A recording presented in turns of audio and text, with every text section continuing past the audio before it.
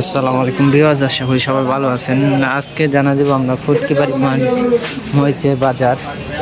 আরও দাম মরিচে কমতেছে, আরও আজকে বাজারে ড্যাম 300-400 টাকা মন প্রতি ড্যাম দেখা যাইতেছে বাজারে।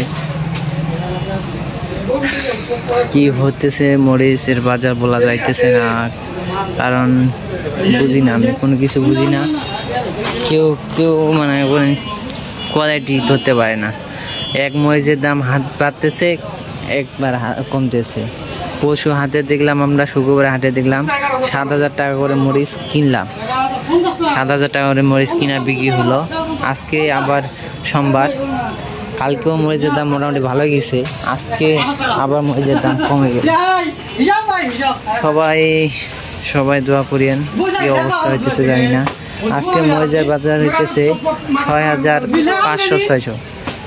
সেকা পাবনিয়া মোটা 6,500-6,000। 500-6,000 করে মরিচ বিক্রি হইতেছে।